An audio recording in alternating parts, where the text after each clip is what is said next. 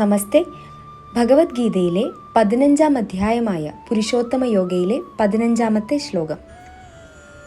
സർവസ്യ ചാഹം ഹൃദി സന്നിവിഷ്ടോ മത്തഃ സ്മൃതിർജ്ഞാനമപോഹനം ച വേദൈശ്ച സർവൈരഹമേവ വേദ്യോ വേദാന്തകൃത് വേദവിദേവ ചാഹം. 15-ാമത്തെ ശ്ലോകത്തിലൂടെ ഭഗവാൻ പറയുന്നത്, എല്ലാ ജീവികളുടെയും ഹൃദയത്തിൽ ഞാൻ വാഴുന്നു. സ്മരണയും ജ്ഞാനവും മറവിയും എല്ലാം എന്നിൽ നിന്നാണ് ഉളവാകുന്നത്. എല്ലാ വേദങ്ങളിലൂടെയും അറിയേണ്ടത് എന്നെയാണ്. വേദാന്തമുണ്ടാക്കിയതും വേദങ്ങൾ അറിയുന്നവനും ഞാനാണ്. ഇതിൻ്റെ ഭാവാർത്ഥം എന്തെന്നാൽ, ഭഗവാൻ പരമാത്മരൂപേണ എല്ലാ ഹൃദയങ്ങളിലും സ്ഥിതി ചെയ്യുന്നു. എല്ലാ കർമ്മങ്ങളും ആരംഭിക്കുന്നത് ഭഗവാനിൽ നിന്നാണ്. നമ്മൾ കഴിഞ്ഞ ജന്മങ്ങളിൽ ചെയ്ത കർമ്മങ്ങളൊക്കെ ജീവാത്മാവ് മറന്നുപോകുന്നു. എങ്കിലും മുൻ കർമ്മങ്ങൾക്കു സാക്ഷിയായിരുന്ന ഭഗവാന്റെ നിർദ്ദേശമനുസരിച്ചാണ് നമ്മുടെ ജീവാത്മാവ് പ്രവർത്തിക്കേണ്ടത്. അതുകൊണ്ട് മുൻ ജന്മ കർമ്മങ്ങൾ അനുസരിച്ചാണ് നമ്മുടെ ജീവാത്മാവ് പ്രവർത്തിക്കുന്നത്. വേണ്ടത്ര അറിവും സ്മരണയും നൽകിയിട്ട് പോലും നമ്മൾ കഴിഞ്ഞ ജന്മങ്ങളെപ്പറ്റി മറന്നുപോകുന്നു. ഭഗവാൻ വേദാവതാര മൂർത്തിയും കൂടിയാണ്. മനുഷ്യൻ തൻ്റെ ജീവിതം വേണ്ട വിധം ജീവിച്ചും തൻ്റെ സ്വന്തം ഭവനമായ ഭഗവത് ധാമത്തിലേക്ക് തിരിച്ചു പോകാനുള്ള നിർദ്ദേശമാണ് വേദങ്ങളിലൂടെ നമുക്ക് ലഭിക്കുന്നത്.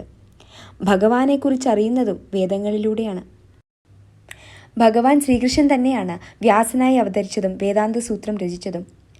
കർമ്മസാക്ഷിയായ ഭഗവാൻ വേദസ്വരൂപിയായും ഗീതോപദേഷ്ടാവായ ഭഗവാൻ ശ്രീകൃഷ്ണനായും നമുക്ക് അറിവ് പ്രദാനം ചെയ്തുകൊണ്ടിരിക്കുന്നു. ദേഹം ത്യജിച്ചു കഴിയുമ്പോൾ ജീവന് വിസ്മൃതി ഉണ്ടാകുന്നു.